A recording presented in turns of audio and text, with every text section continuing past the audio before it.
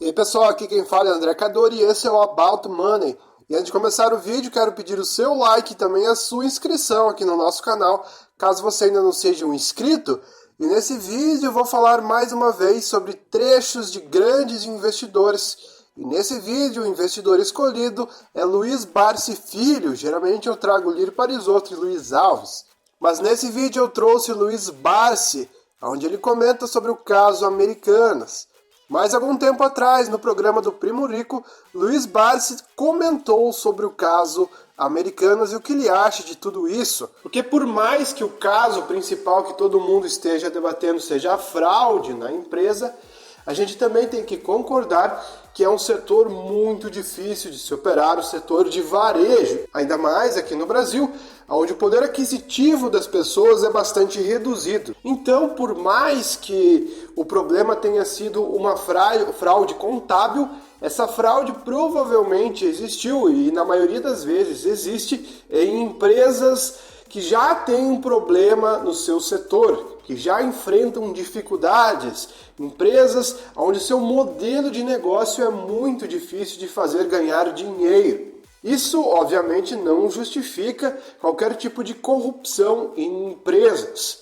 O que aconteceu na Petrobras há alguns anos atrás, toda a corrupção que estava tendo na Petrobras, era um caso muito específico. É muito raro a gente ver em setores muito protegidos, como o setor de petróleo, tanta corrupção. Acho que isso só foi permitido por se tornar de uma empresa estatal. Antigamente, as empresas estatais tinham muito mais recorrência em casos de fraude, o que assusta muito os investidores, porque já é difícil você escolher boas empresas, analisar as empresas, e quando você se depara ainda com uma fraude contábil, isso acaba desanimando. E o caso Americanas acabou prejudicando diversas outras empresas que estavam ligadas ou que dependiam das atividades das Americanas. Então, por causa de meia dúzia de diretores, muitas pessoas acabaram se prejudicando, seja funcionários, sejam os próprios acionistas da empresa. A gente não sabe muito bem se os cabeças da empresa, Jorge Paulo Lemann, Beto Sicupira e Marcel Telles, de fato estão envolvidos. A gente não pode garantir nada sobre esse assunto. Porém, eles foram também danificados como os maiores acionistas da empresa. Recentemente, eles fizeram alguns aportes na empresa para tentar recuperá-la, mas a gente vê que é um setor muito afetado, mesmo sem situações de corrupção. As empresas que não tiveram problemas com fraude têm constantes problemas em rentabilizar. Algumas empresas de varejo até recorrem a pequenos bancos dentro da própria empresa, cartão de crédito, etc., para achar outra maneira de monetizar, já que é muito difícil aqui no Brasil a gente rentabilizar. E segundo Barsi, um dos maiores problemas é a falta de poder aquisitivo do brasileiro. Na verdade, a maioria das empresas que dependem de uma renda alta acabam sendo prejudicadas, porque a renda média do brasileiro é muito baixa para manter essa atividade, todo esse consumo fluindo.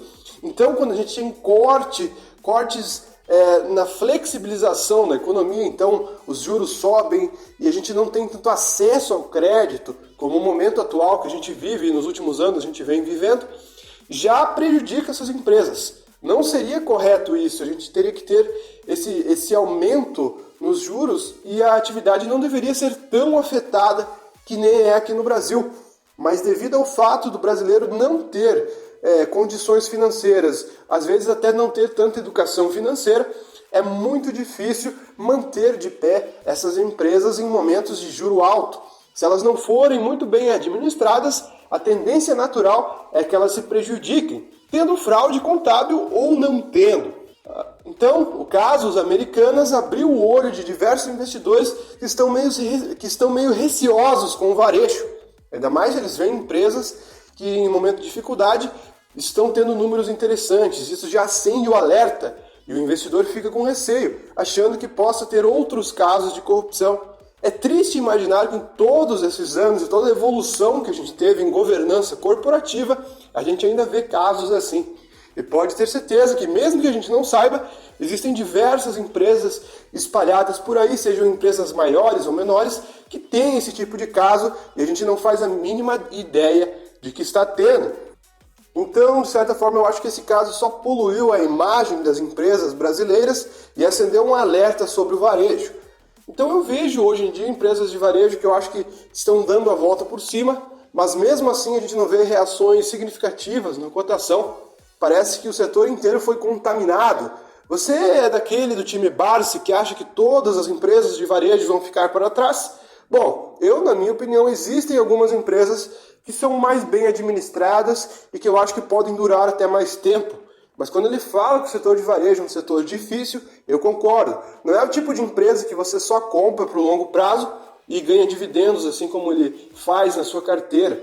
Geralmente a gente tem facilidade em fazer isso em bancos, no setor elétrico, no setor de petróleo, etc. A gente fica um pouco mais tranquilo em manter o investimento, porque são empresas mais sólidas, resilientes e sem barreira competitiva.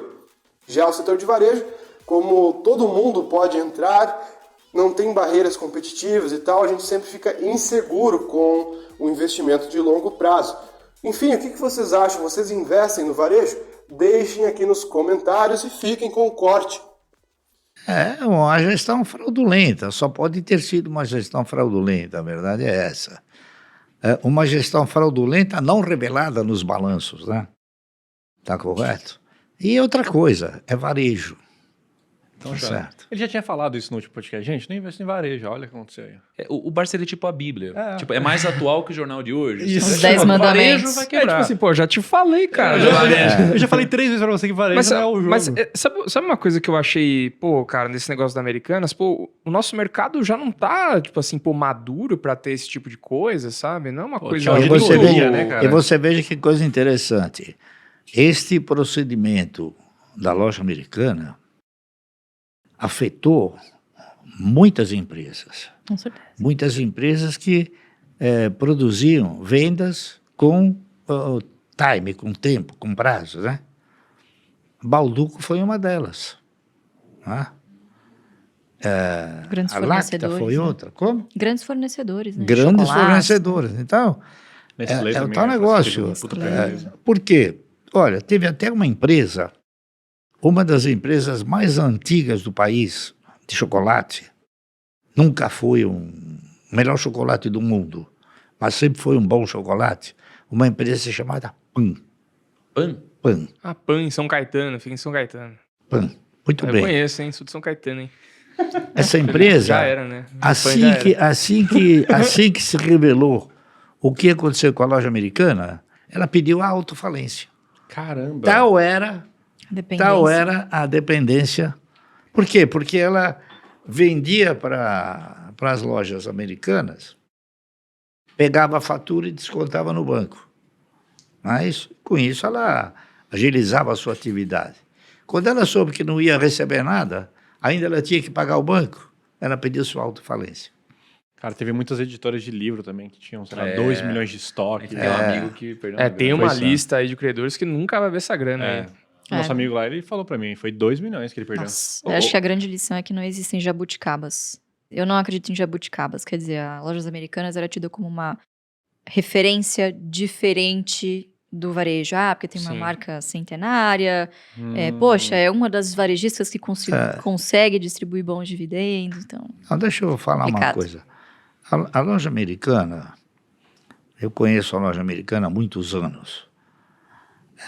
A loja americana sempre teve um procedimento operacional interessante. Só para caracterizar, as empresas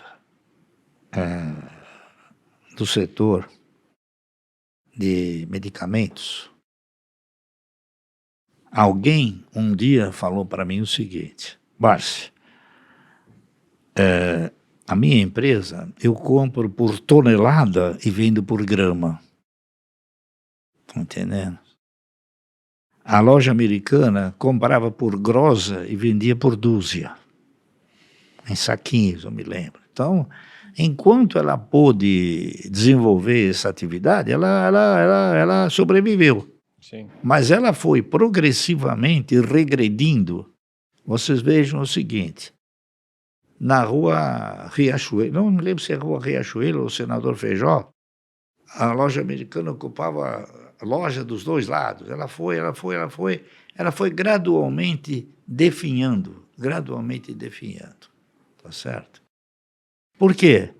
Porque ela operava também o quê? Em linha branca, em eletroeletrônicos.